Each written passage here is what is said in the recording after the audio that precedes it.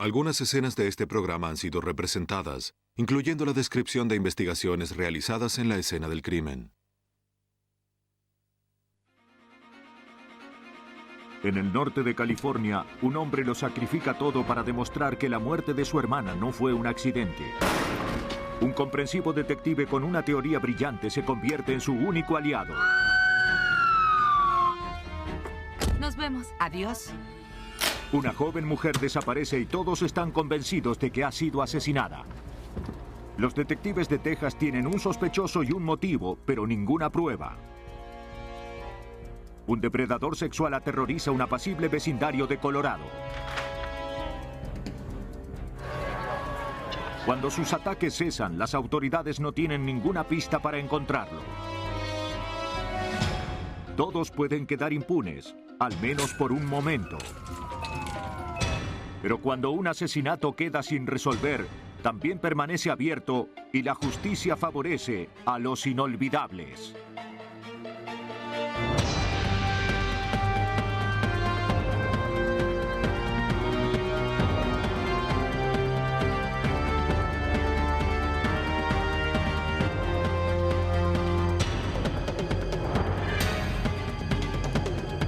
Los nuevos detectives. Casos estudiados por la ciencia forense.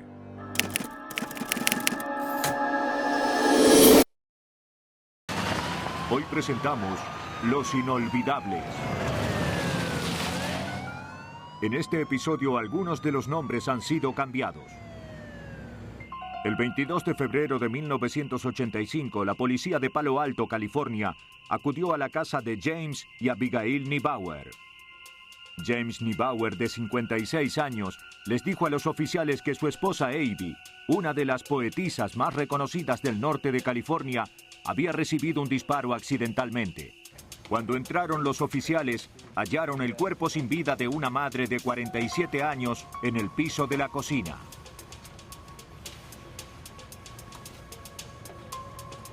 Había recibido un disparo de escopeta en el pecho. La policía recogió una antigua escopeta parcialmente desarmada que había en el suelo a pocos metros del cuerpo de Abby. En una mesa cercana, la policía vio cera, paños y algunos implementos de limpieza. Los peritos fotografiaron el lugar.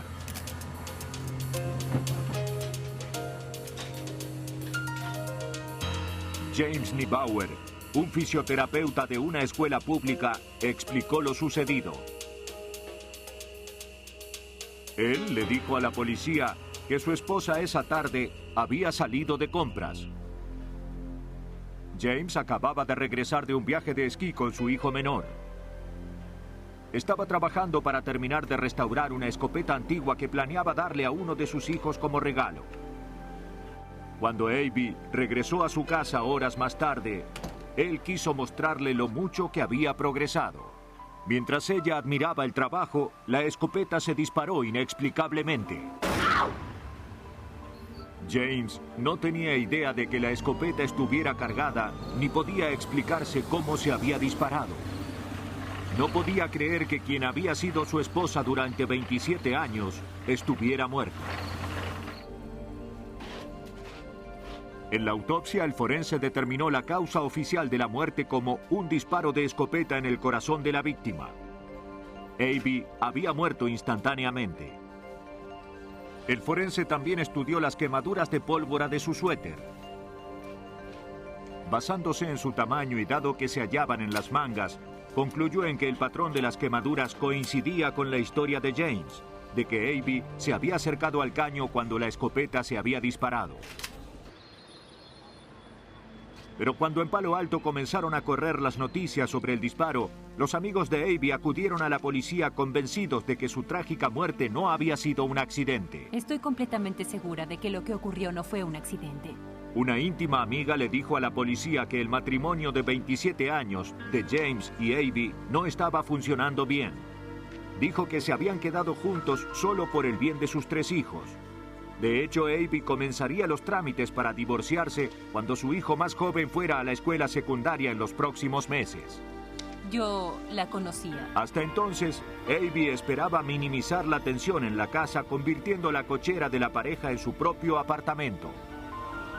No puedo creer que vengas aquí. Pero James no la dejó. No tienes que hacer esto. ¿Cómo debo decírtelo? ¿No entiendes? Frecuentemente tenía ataques de celos y la acusaba de estar saliendo con otros hombres. Abby, esto no es el final. Abby comenzó a temer por su integridad. A pesar de la historia de James Niebauer, los amigos de Abby estaban convencidos de que ella nunca se acercaría a su esposo teniendo un arma. Los peritos examinaron la escopeta antigua. Tras un minucioso análisis, no hallaron fallas obvias en el mecanismo del gatillo que pudieran explicar por qué la escopeta se había disparado espontáneamente.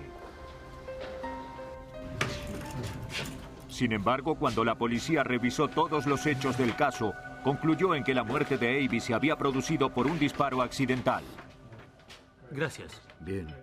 La escopeta y la ropa de Abby les fueron regresadas a su esposo. Bien. Tenga. Gracias. Aguarde, saldré con usted.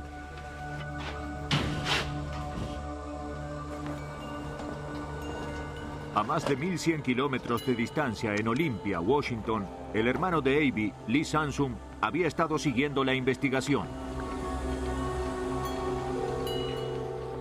Sabía del turbulento matrimonio de su hermana y se negaba a aceptar que su muerte hubiera sido un accidente. Adiós. Me sorprendí mucho cuando una amiga de ella me envió el artículo de un periódico que decía que el disparo había sido declarado como un accidente. Fue lo último en lo que yo podría haber pensado.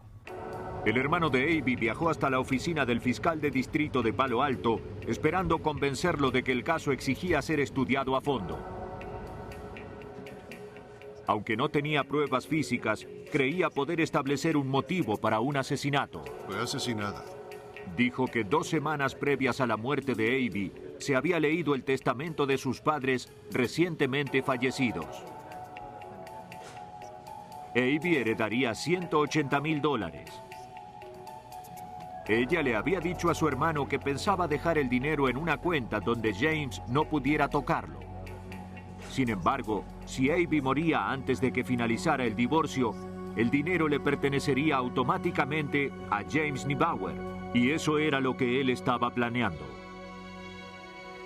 Pero las autoridades no cambiarían de rumbo y Lee Sansum enseguida se dio cuenta de que si quería hacer justicia por su hermana, debería obtener pruebas físicas contundentes por sí mismo.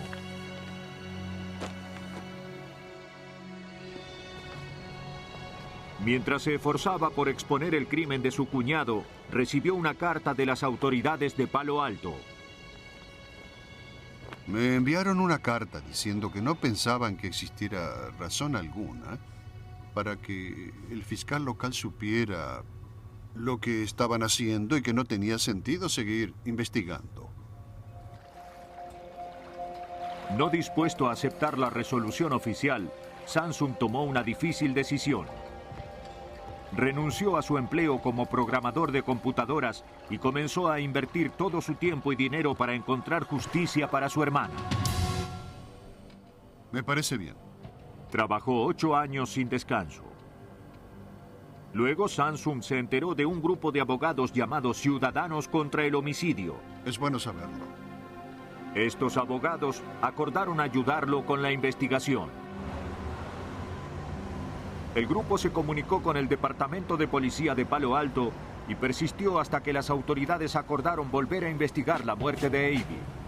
Cuando el detective de homicidios Michael York revisó los archivos, se sorprendió por lo que encontró. Mi primera impresión en este caso en particular fue que se trataba de un homicidio. Esto no era un accidente.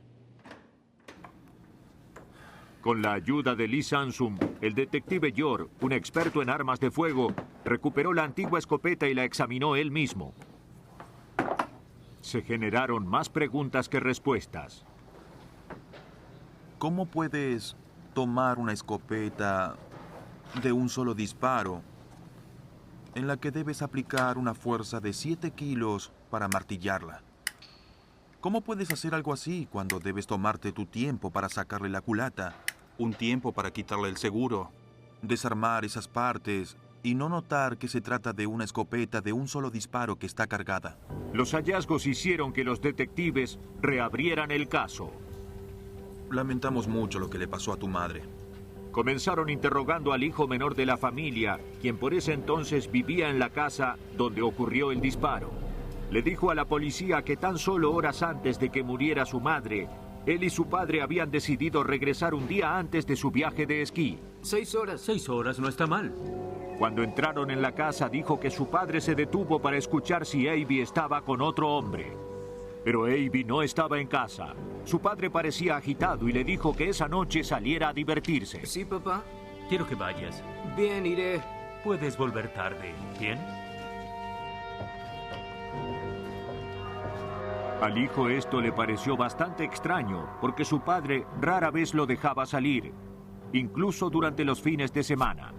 El joven partió y nunca más volvió a ver viva a su madre.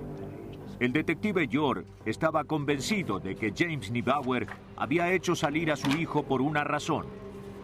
No quería ningún testigo cuando disparara. Pero hasta que los investigadores encontraran evidencias físicas concretas para probar un asesinato, la muerte de Abby oficialmente permanecería como un accidente. Tras 10 años, la policía de Palo Alto, California, acordó reabrir la investigación sobre la muerte de Abby Neubauer, de 47 años, quien había recibido un disparo de parte de su esposo James, mientras éste restauraba una escopeta antigua. Aunque ahora sospechaban que había sido asesinada, los investigadores no tenían evidencias físicas para probarlo. Convencido de que algo se había pasado por alto años atrás, el detective Michael York revisó el informe del forense.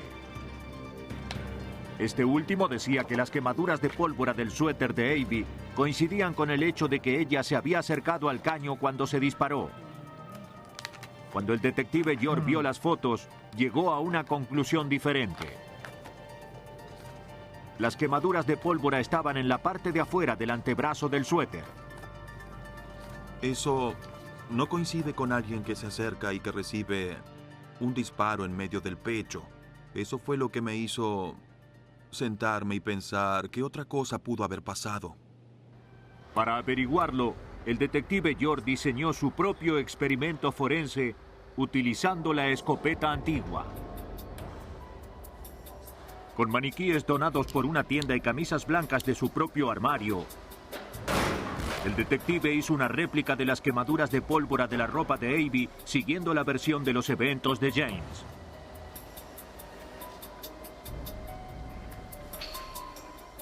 A 55 centímetros de altura. Pero no pudo reproducir los mismos patrones. El hombro está a 68 centímetros.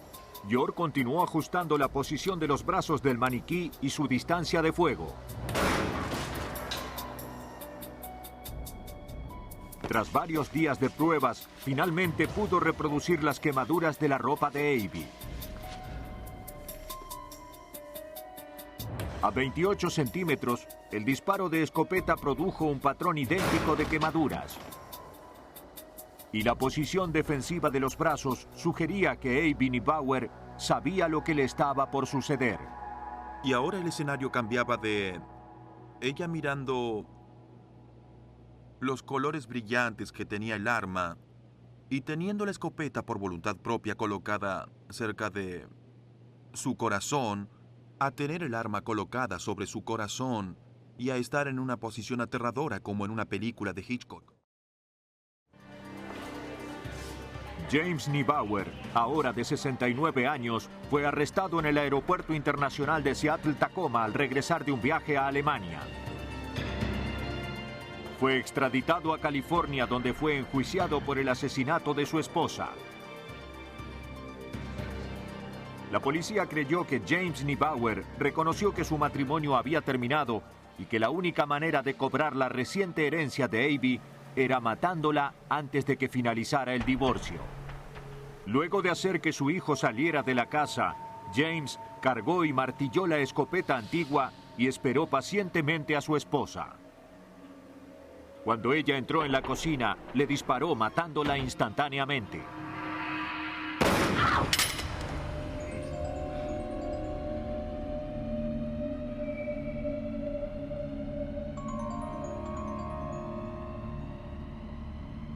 Más tarde cambió las cosas de lugar para que pareciera que había estado limpiando el arma.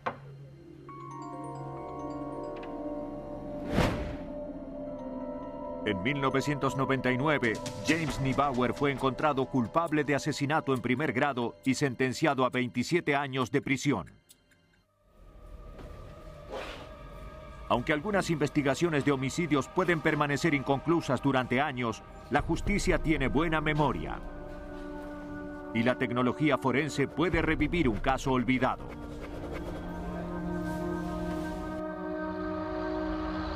Houston, Texas, 25 de julio de 1987. En horas de la tarde, un empleado vial que trabajaba en una carretera rural se preparaba para terminar su jornada laboral.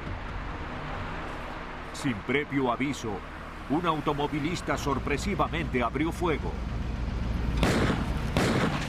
Uno de los trabajadores fue herido en la pierna. Un compañero de trabajo anotó la matrícula de la camioneta mientras el vehículo se alejaba. Le informaron rápidamente al departamento de policía del condado de Harris. En unas horas, el detective Marcel Dion encontró el número de matrícula en una agencia de autos cuyo propietario era un hombre llamado Michael Neal. La policía acudió a la agencia para indagar a Neal acerca del tiroteo. Pero de acuerdo a una de sus empleadas, una joven mujer llamada Tracy Jo Shine, Michael Neal no estaba allí. ¿Está Michael? Los detectives le preguntaron sobre los lugares que frecuentaba, pero ella no parecía ser coherente ni poder contestar pregunta alguna. ¿Te sientes mal? No. Tracy Jo se encontraba en un estado extraño. Parecía haber tomado alguna clase de droga. Y yo intenté que me dijera dónde estaba Michael Neal porque lo estábamos buscando. ¿Te importa si me siento? Los oficiales le solicitaron revisar el lugar. Cerca de Tracy Jo, el detective encontró una bolsa con una sustancia en polvo. Detective, creo que debería ver esto. En el cuarto trasero, el oficial descubrió un laboratorio clandestino utilizado para preparar metanfetamina, una poderosa clase de anfetamina. Tracy, ¿eso que hay allí es tuyo? Aunque Tracy Jo dijo no saber nada al respecto, la joven fue puesta bajo arresto de inmediato.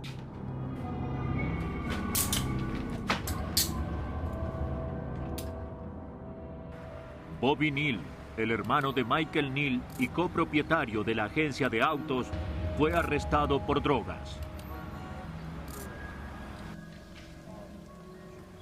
Ahora, con cargos por drogas, Tracy Jo estaba dispuesta a contarle a la policía sobre Michael Neal. Queremos que nos digas lo que sabes. Dijo que ella y Michael tenían un romance. ¿Es verdad eso? De hecho, los dos vivían juntos. Aunque ella no sabía dónde estaba él, le dijo a la policía que se trataba del hombre que le había disparado a los trabajadores.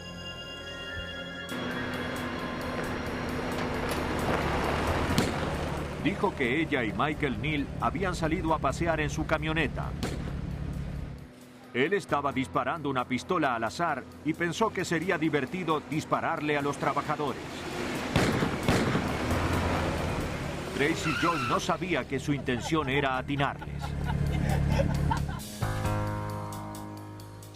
Dijo que acordaría testificar contra su novio si la policía levantaba los cargos sobre drogas contra ella. Hasta entonces se negó a hacer una declaración oficial. Tracy Jo fue liberada bajo fianza. Pero pasó más de un mes sin que la testigo dijera una sola palabra. Luego, el 9 de septiembre, la madre de Tracy Jo, Virginia Shine, acudió a la policía. Hacía casi 3 semanas que no tenía noticias de su hija. Tracy Joe Shine, la testigo clave de una investigación por intento de homicidio, ahora había desaparecido. La policía del condado de Harris, Texas, buscaba a Michael Neal, el principal sospechoso de dispararle a un trabajador vial que afortunadamente permaneció con vida. Aunque la novia de Neal, Tracy Joe Shine, había acordado testificar en su contra, ahora había desaparecido. ¿Sabes de qué se trata y lo haré? Aunque su desaparición era sospechosa, los investigadores debían considerar que se había ido de la ciudad para no tener que declarar contra su novio. Pero luego el detective Marcel Dion recibió un llamado. Una mujer que deseaba permanecer en el anonimato dijo tener información sobre un hombre que había matado a su novia en su casa. Supuestamente, la chica había sido puesta en un tambor de 200 litros de ácido muriático luego de haber sido descuartizada. La informante me dijo los nombres de quienes estaban involucrados y nombró a Michael Neal y a Tracy Joe Shine. La informante había oído que los restos de la víctima habían sido llevados al estacionamiento de Michael Neal en un refrigerador tras permanecer 3 días en su casa. Los investigadores consiguieron una orden para revisar la agencia de autos. Aunque Michael no estaba trabajando, las autoridades del condado de Harris comenzaron a revisar toda la zona. Junto a la edificación, los peritos encontraron un refrigerador abandonado. Estaba desconectado y con las puertas abiertas, como si estuviera siendo ventilado. Parecía haber sido limpiado recientemente, pero los peritos pronto descubrieron que no completamente. Aún quedaban restos en la superficie, incluyendo lo que parecía ser un pequeño fragmento de carne. En 1987 las pruebas de ADN recién comenzaban y se precisaban muestras grandes. Con una muestra tan pequeña con la que trabajar, los científicos solo pudieron determinar que el ADN extraído del refrigerador era humano y provenía de una mujer. El proceso había consumido toda la muestra, evitando cualquier análisis posterior. Sin embargo, para los investigadores, el hallazgo de tejido humano perteneciente a una mujer hacía valer las declaraciones de la llamada anónima que informaba que Tracy había sido asesinada. Para encontrar más pruebas que corroboraran la historia, la policía revisó la habitación de Michael Neal, donde supuestamente el cuerpo sin vida de Tracy Joe había permanecido durante 3 días. Si Tracy había sido asesinada allí, ni la policía ni los peritos pudieron encontrar pruebas que lo comprobaran. ¿Alguien encontró alguna otra cosa? El paradero de Michael Neal seguía siendo un misterio. En noviembre de 1987, 4 meses después de la desaparición de Tracy Joe, los investigadores recibieron un indicio. Michael Neal estaba detenido en San Antonio por haberle disparado a un hombre en el rostro. Aconsejado por su abogado, Michael se negó a declarar sobre el paradero de Tracy Joe Shine. No estamos preparados para contestar ninguna pregunta. Aunque los investigadores creían que estaba involucrado en su desaparición, carecían de pruebas físicas. Bien. Si presentas un caso así ante el jurado y el jurado dice, bien, ¿qué pasará si lo encarcelamos y luego Tracy Joe aparece? Cuando alguien desaparece es muy difícil asumir que esa persona está muerta. Durante meses, los investigadores revisaron los alrededores esperando encontrar algún indicio sobre la mujer desaparecida. Pero la investigación sobre la desaparición de Tracy Joe Shine parecía estar enfriándose. Y permanecería así durante los próximos 12 años. Pero en 1999, los detectives del condado de Harris habían formado un escuadrón para investigar los asesinatos no resueltos. Mientras revisaban los archivos, se encontraron con el informe de Tracy Joe Shine. acordaron que su desaparición debía ser estudiada más de cerca. Y aunque había pasado más de una década, el detective Roger Wedgworth creyó que el paso del tiempo jugaría a su favor. La gente se divorcia, las esposas ahora tienden a hablar más sobre sus exmaridos que sobre el marido actual. Las personas ya no son amenazadas por individuos, pueden ser encarceladas. Lo importante ahora es que el tiempo nos está ayudando. ¿Cómo estás? Una de las personas que se habían ablandado en ese entonces era el hermano de Michael Neal, Bobby, quien había sido encarcelado hacía 12 años por fabricar anfetaminas. Se acercaba a su audiencia de libertad condicional y ahora estaba dispuesto a contar lo que sabía. De acuerdo. Muy bien. Bobby dijo que cuando desapareció Tracy Joe, él había ido a casa de su hermano. Encontró a Michael en la cochera intentando cargar un refrigerador en su camioneta. Saquémoslo. ¿Dónde quieres ponerlo? En la camioneta. El lugar apestaba y Michael estaba quemando incienso para ocultar el hedor. Bobby lo ayudó a su hermano a poner el refrigerador en la camioneta. Luego fueron hasta la agencia de autos y lo bajaron. No sé qué le pasó. Bobby dijo no tener idea de lo que había adentro. Aunque estaba cooperando, pues quería recuperar su libertad condicional, los investigadores sentían que no les había dicho todo lo que sabía. Pensamos que Bobby había visto el cuerpo dentro del refrigerador y queríamos que nos lo dijera. Y pensamos eso porque en ese entonces estaba encarcelado. Y así posiblemente podríamos presionarlo para que confesara. Pero el hermano del sospechoso no hablaba. ¿Quieres ayuda? Aún así, su información centró nuevamente la investigación en el refrigerador. Trabaja para nosotros. Afortunadamente, el detective Marcel Dion, quien hacía 12 años antes había trabajado en el caso, había dejado en claro que la evidencia seguía en poder de la policía. No sé cuántas veces intentaron que no investigara ese refrigerador para que pudieran sacarlo de la sala de pruebas y seguí inspeccionándolo porque sabía que era la única prueba real que nosotros teníamos. Tras desmantelar el aparato, los técnicos comenzaron a buscar pruebas.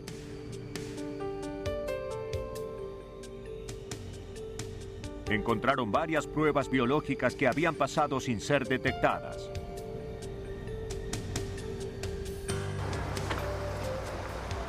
Aunque los investigadores no tenían muestras biológicas de Tracy Joe para comparar, enviaron las pruebas a GenScreen, un laboratorio de análisis genéticos inaugurado el año posterior a la desaparición de Tracy Joe. Pero el cuarto de pruebas de la policía donde había estado guardado el refrigerador durante 12 años no estaba aclimatado, y el científico forense William Watson no era optimista.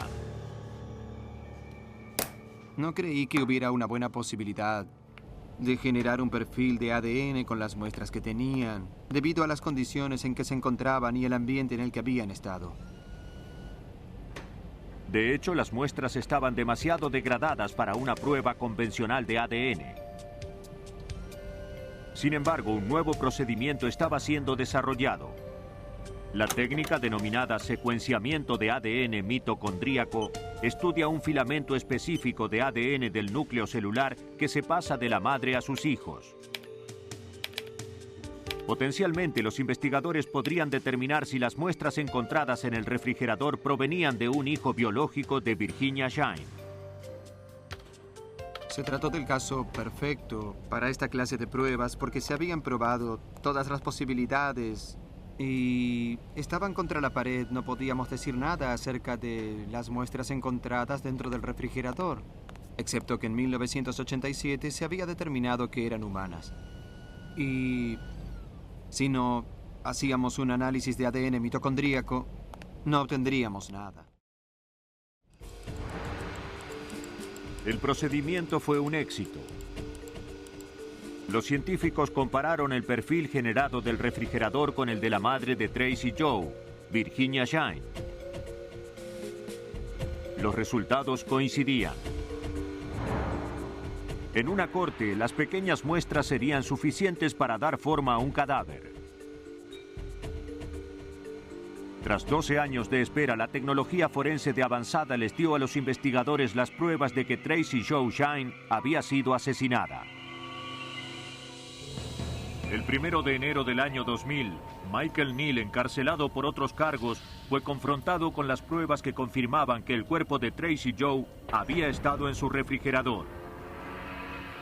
Enfrentando la pena de muerte, confesó el asesinato. Digo la verdad.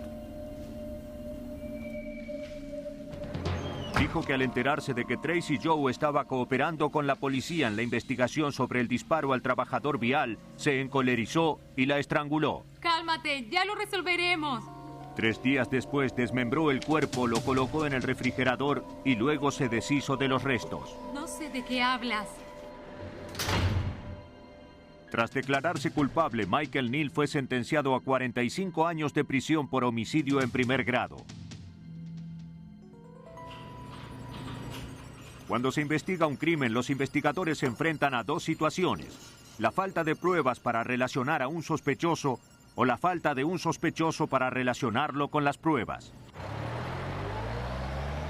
Fort Collins, Colorado, 29 de agosto de 1989. A primeras horas de la tarde, una empleada de bienes raíces les mostraba a unos posibles compradores una casa en un codiciado vecindario. La habitación principal está aquí a la vuelta. Cuando entraron a la habitación principal, hicieron un hallazgo macabro. La propietaria, Sarah Dean, de 39 años, yacía muerta en el piso.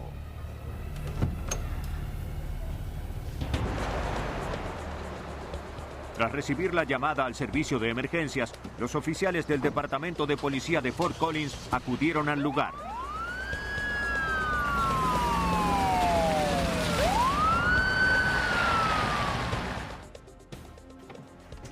Allí, en el dormitorio del segundo piso, encontraron a la víctima con un cable de teléfono atado alrededor del cuello. Sarah Dean también había sido violada.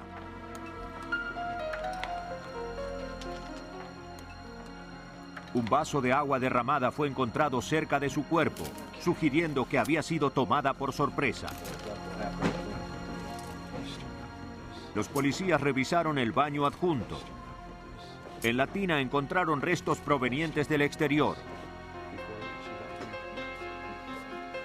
La ventana estaba destrabada. Para los investigadores, esta había sido la probable entrada del asesino. Apagaré la luz. Para descubrir pruebas adicionales, los peritos aplicaron un láser al lugar que hace que las proteínas que se encuentran en los líquidos corporales se vuelvan fosforescentes. El láser reveló varias manchas. ¿Puedes fotografiar esto? Sí. Las muestras fueron recogidas y conservadas como pruebas.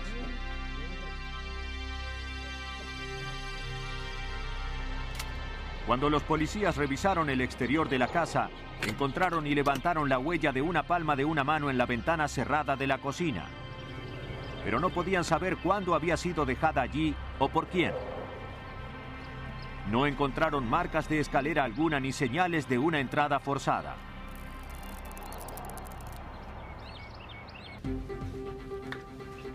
En la autopsia, el forense confirmó que Sarah Dean había sido brutalmente golpeada antes de haber sido violada y estrangulada.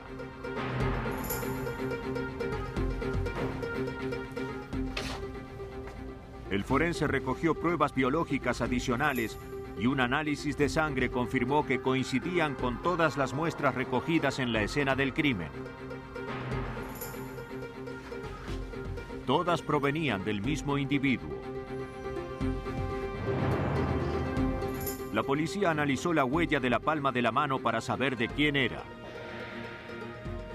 Aunque tenían una imagen clara de la huella de la palma, al investigar en la base de datos de huellas dactilares no pudieron encontrar nada. Hasta que los investigadores hallaran una manera de relacionar las pruebas con un sospechoso, el asesino de Sarah Dean permanecería en libertad.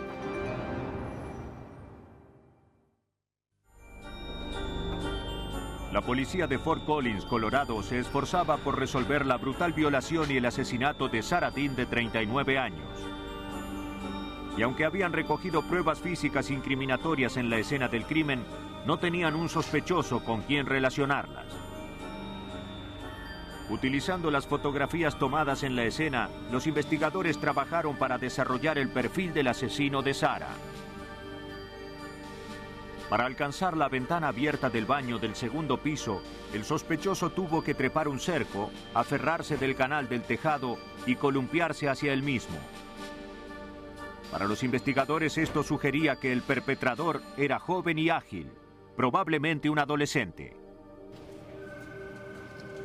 Con semejante cantidad de pruebas físicas para probar un asesinato, el teniente Jim Broderick debía encontrar la manera de identificar al sospechoso.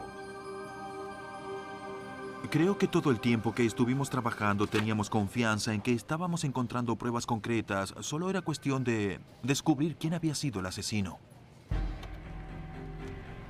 El teniente Broderick ingresó el nombre de la víctima en la base de datos del Departamento de Policía. El nombre de Sarah Dean había sido ingresado al sistema recientemente.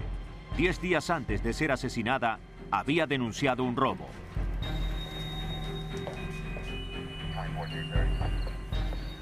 De acuerdo al informe, Sarah llamó a la policía una noche tras regresar tarde a su casa y descubrir que ésta había sido saqueada.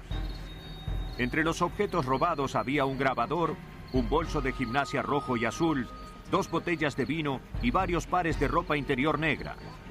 Pero los policías que acudieron al lugar no habían encontrado indicios de una entrada forzada y no tenían pistas de la identidad del ladrón. Esa investigación se enfrió rápidamente. Para los investigadores, el aspecto fetichista del robo y la naturaleza sexual del homicidio hacían que fuera fácil conectar los dos delitos. El teniente Broderick pensó que el robo podría haber sido una especie de ensayo para el joven sospechoso. Él sabía la disposición general de la casa y probablemente, debido al tiempo que había pasado allí, en esa ocasión anterior supiera que las ventanas no estaban trabadas. Durante los meses siguientes, cientos de residentes locales, incluyendo a conocidos delincuentes sexuales, fueron llamados para ser interrogados. A todos se les tomaron pruebas sanguíneas. Se les tomaron a 300 o 400 personas muestras de sangre y al compararlas con las pruebas de la escena del crimen, no coincidía ninguna. La búsqueda del asesino de Sarah Dean no conducía a ninguna parte. Luego, en septiembre de 1989, un mes después del homicidio, la policía de Fort Collins descubrió una pista. Encontraron un auto abandonado al costado de la carretera que había sido reportado como robado. Dentro del auto, un oficial encontró una gorra de béisbol con la inscripción DT Junior en el reverso.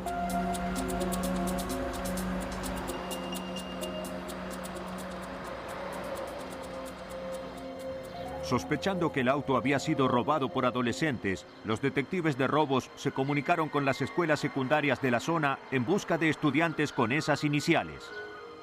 Gracias por venir. ¿Por qué no tomas asiento? Encontraron a uno, a Douglas Thames Jr., de 16 años, quien fue llamado a declarar. Encontramos algo. Me pregunto si reconoces esto. Cuando le preguntaron sobre la gorra, dijo habérsela prestado a unos amigos hacía unas semanas y que no se la habían devuelto. ¿Estás seguro? Sí. Con su madre presente, Thames negó haber robado el auto. Ansioso por cooperar, les dio a los detectives los nombres de sus amigos. En cuestión de horas, la policía ubicó a los dos jóvenes. No solo admitieron haber robado el auto, sino que también confesaron haber sido parte de una banda que robaba casas de la zona. Le mostraron a la policía dónde guardaban los objetos robados. Entre los electrodomésticos y otros artículos, la policía encontró un bolso rojo y azul de gimnasia, como el que Sarah Dean había informado que le había sido robado 10 días antes de haber sido asesinada. ¿Conoces las consecuencias de estos actos? Los oficiales confrontaron a los adolescentes con las pruebas relacionándolos con el homicidio. pero los jóvenes negaron saber algo al respecto. También se negaron a revelar los nombres de los otros adolescentes involucrados en los robos. La policía les tomó muestras de sangre y huellas de las palmas, pero las de ninguno coincidían con las pruebas encontradas en la escena del crimen. Para los investigadores, este contratiempo fue frustrante. En el transcurso de los siguientes 4 o 5 años, no descubrimos nada. Había buenas pistas basadas en personas arrestadas en otras jurisdicciones por delitos similares, pero las pruebas serológicas no coincidían absolutamente nada con la escena del crimen. Luego de 6 años de que Sarah Dean fuera encontrada salvajemente asesinada en su casa, la policía no estaba más cerca de hallar al asesino. En 1995 habían pasado 6 años desde que Sarah Dean, de 39 años, fuera encontrada violada y asesinada en su hogar de Fort Collins, Colorado.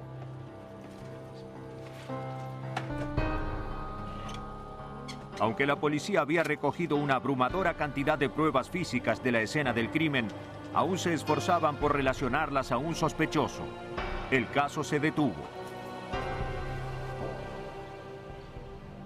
Pero en julio de 1995, todo eso cambió. Un técnico que trabajaba en la caldera de una casa rentada hizo un extraño descubrimiento.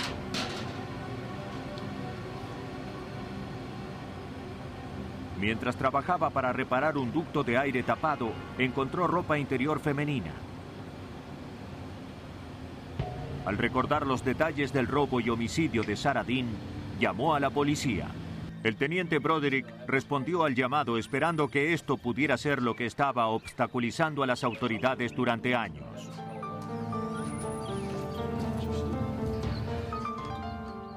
¿Allí dentro? Sí. Cuando vio la ropa interior se dio cuenta de que coincidía con la descripción de la que le había sido robada a Sarah Dean 10 días antes de su asesinato.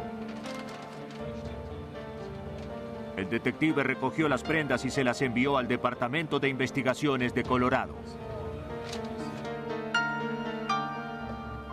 Allí el encargado del laboratorio, Ted Dabelis, extrajo pruebas biológicas de varias de las prendas.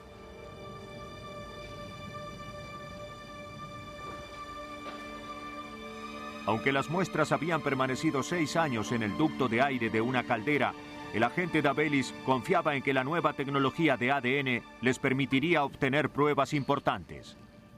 Me preocupaba hacer el antiguo ABO y también algunos marcadores de proteínas que son más propensos al deterioro. El ADN es muy estable y, de nuevo, lo que hacemos es intentar desarrollar un perfil de ADN para ver si podemos tener éxito o no. Dabelis pudo desarrollar un perfil genético del sospechoso con las pruebas recuperadas de la ropa interior. Cuando se comparó eso con las pruebas biológicas recuperadas de la escena del crimen de Sarah Dean, Dabelis concluyó en que todas las muestras de este caso provenían de un mismo individuo.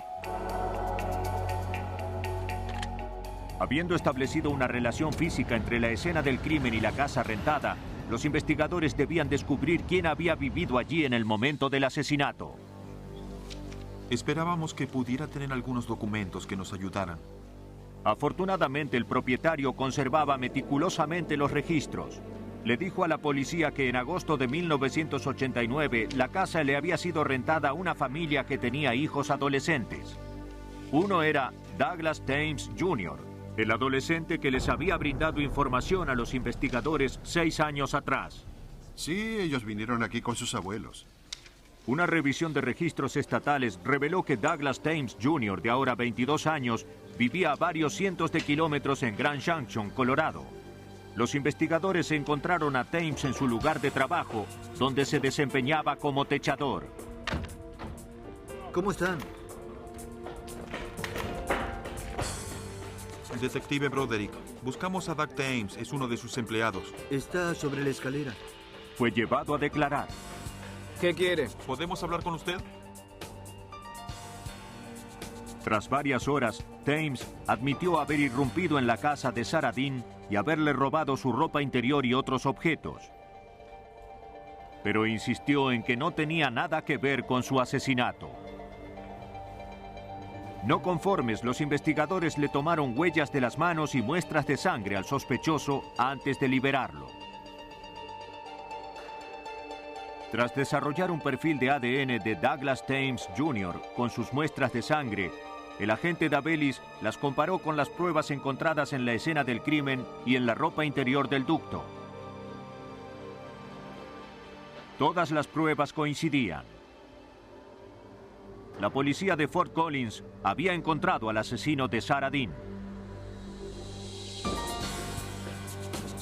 La policía regresó a Grand Junction, esta vez con una orden de arresto. Tiene derecho a hablar con un abogado. Douglas Thames Jr. fue detenido y acusado por el asesinato de Sarah Dean en 1989. La policía cree que 10 días después de haber irrumpido en la casa de Sarah Dean, el depredador sexual de 16 años regresó y se introdujo por la ventana abierta del baño del segundo piso. Thames atacó a su víctima completamente desprevenida. Sarah Dean probablemente nunca supo que la golpeó. Por homicidio en primer grado, Douglas Thames Jr. fue sentenciado a cadena perpetua.